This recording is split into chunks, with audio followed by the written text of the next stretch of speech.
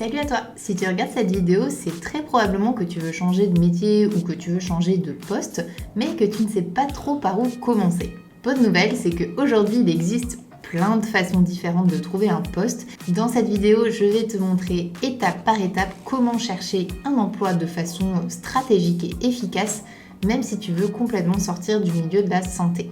La première ressource dont tu disposes, ça va être des moteurs de recherche d'emploi. Tu as des sites généralistes comme Indeed, l'APEC, etc. où tu vas pouvoir trouver des milliers d'offres d'emploi dans tous les secteurs confondus et pas que le secteur de la santé.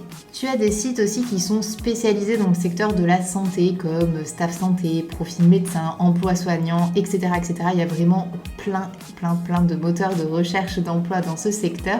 L'avantage, c'est si tu veux rester dans le médical ou le paramédical, eh bien c'est un peu plus ciblé, même si tu vas retrouver certaines annonces aussi sur les sites généralistes. Un moteur aussi de recherche d'emploi dont je voulais te parler, c'est Welcome to the Jungle. C'est assez intéressant pour découvrir de nouvelles entreprises ou alors pour aller dans des projets type start-up ou dans des boîtes dans la medtech, etc. Tu vas trouver des choses très variées, c'est pas du tout spécialisé dans la santé, mais c'est vrai qu'il y a quand même pas mal de start-up ou de boîtes un peu innovantes qui sont dedans. Pour les moteurs qui sont un peu spécialisés, par exemple dans l'industrie pharmaceutique, tu vas avoir des sites comme le LEM, L-E-E-M, Michael Page Santé ou encore PharmaJobs. Et pour tout ce qui va être medtech et innovation en santé, je te conseille de consulter aussi Hack Your Care, qui va publier des opportunités dans l'innovation en santé et qui met en relation en fait des projets d'innovation en santé avec des profils médicaux ou paramédicaux. La deuxième façon de faire, c'est aussi de consulter directement les sites des structures qui t'intéressent. Si tu sais par exemple que tu veux travailler pour telle ou telle ONG ou pour telle ou telle entreprise ou telle institution, eh bien tu peux aller directement en fait sur leur site. Il y a presque toujours un onglet offres d'emploi déjà où les offres d'emploi sont publiées, mais il y a aussi très souvent un onglet candidature spontanée. Et moi je t'encourage très fortement à utiliser cet onglet-là, même s'il n'y a pas d'offres publiées, eh bien faire une candidature spontanée. Je vais insister dessus à plusieurs reprises, mais les opportunités vraiment ça se provoque. La troisième façon aussi de procéder, ça va être les agences de recrutement en santé ou de recrutement au sens plus large et les agences d'intérim. Par exemple, dans le secteur de la santé, tu vas avoir Adéco Médical, Appel Médical, W Santé. Là encore, il y en a plein qui existent, c'est juste à titre d'exemple. L'avantage, c'est qu'elles connaissent ton profil et elles vont t'envoyer directement des offres ciblées qui correspondent aux critères que tu auras définis avec eux. Ça peut être donc dans le secteur de la santé, mais si tu te réorientes dans un autre secteur, tu peux aussi faire appel à une agence de recrutement dans le nouveau secteur où tu veux évoluer. Quatrième façon de procéder, ça va être LinkedIn. Moi, j'ai vraiment envie de faire un focus dessus parce qu'on n'y pense pas toujours. On voit LinkedIn comme simplement un réseau social, mais c'est aussi un moteur de recherche d'emploi. Pour ma part, j'utilise vraiment beaucoup LinkedIn pour aider les clients que j'accompagne en bilan de compétences à trouver des offres d'emploi. Tu peux aussi utiliser LinkedIn pour contacter des personnes déjà en poste dans l'entreprise qui t'intéressent. On en avait parlé dans la vidéo sur les enquêtes métiers.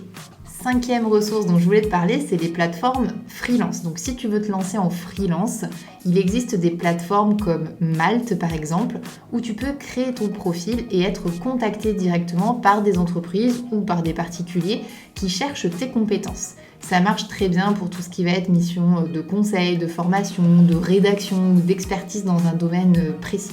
À titre d'exemple, si demain je crée une entreprise et que j'ai envie que quelqu'un dessine mon logo, eh bien je peux aller par exemple sur Malte, trouver un freelance qui va créer le logo que je demande. Donc toi, si par exemple tu te réorientes vers du design, vers de l'illustration, vers je ne sais quoi, eh bien tu peux tout à fait créer un profil sur Malte et être contacté par des personnes comme moi qui cherchent quelqu'un pour créer leur logo. On va passer maintenant à la rubrique conseils. Donc les conseils que j'avais envie de donner, déjà c'est d'utiliser les bons mots-clés. C'est un point essentiel, notamment si tu cherches en dehors de la clinique. Par exemple, si tu tapes juste médecin dans la barre de recherche LinkedIn, tu vas tomber sur 95% des postes en hôpital ou en cabinet et c'est pas forcément ce qui t'intéresse.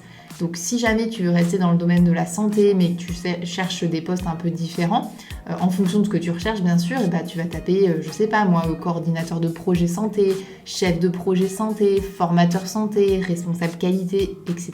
Ça dépend vraiment de ton projet bien entendu. Teste aussi des mots-clés qui peuvent être liés à tes compétences transférables, tu vois, gestion de projet, formation, communication médicale. Il ne faut pas juste rester bloqué sur l'intitulé, par exemple médecin, sage-femme, kiné, etc. Un autre conseil que je voulais te donner, c'est d'activer les alertes d'emploi. Presque tous les sites dont je t'ai parlé, ils te permettent de créer un profil et de recevoir directement par email les nouvelles offres qui correspondent à tes critères. Tu peux même créer plusieurs alertes, par exemple un pour coordinateur de projet santé, un autre pour responsable formation. Et à chaque fois qu'il y a des nouveaux postes qui correspondent à tes critères, ils te sont envoyés directement par mail et ça va te faire gagner un temps fou. Et aussi, ça va te permettre d'être réactif dès que l'annonce, elle va sortir. Autre conseil que je voulais te donner, c'est de ne pas négliger ton réseau. Je sais qu'on n'aime pas en général activer son réseau, mais c'est quand même quelque chose qui est intéressant et une grande partie des posts, elles ne sont pas forcément publiées et ça va être par des recommandations ou par du bouche à oreille. Déjà, moi, ce que je te conseille, ça va être de mettre à jour ton profil LinkedIn avec un titre clair ou tout simplement en créant un si tu n'en as pas encore, de rejoindre des groupes LinkedIn qui sont liés à ton futur secteur d'activité. Ça peut être aussi des groupes sur d'autres plateformes, mais c'est vrai que LinkedIn, ça marche plutôt bien. Et de commencer à parler de ton projet à ton entourage, à tes collègues, à des amis, à des personnes en qui tu as confiance, parce que peut-être que eux, ça va leur faire penser à des personnes qui recherchent ton profil. Et surtout, je réinsiste un petit peu dessus, n'hésite pas à contacter directement des personnes qui travaillent dans des entreprises ou des institutions où tu aimerais travailler, car même si elles n'ont pas de poste ouvert à ce jour, elles penseront peut-être à toi plus tard lorsqu'il y aura une ouverture de poste. Ça rejoint bien entendu mon dernier conseil sur lequel je vais insister, c'est de ne pas hésiter à faire des candidatures spontanées, que ce soit donc via les sites avec l'onglet candidature spontanée ou par le contact mail aussi qui est fourni sur ces sites-là, ou bien sur LinkedIn comme je viens de te le dire, et il ne faut pas hésiter parce que ça fonctionne vraiment.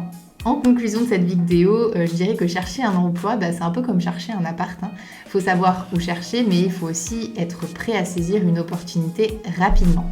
Plus tu vas multiplier donc tes canaux où tu vas rechercher un emploi et plus tu vas augmenter tes chances de trouver le poste qui te correspondra vraiment. Donc n'hésite pas à mener en parallèle plusieurs façons de rechercher le job de tes rêves.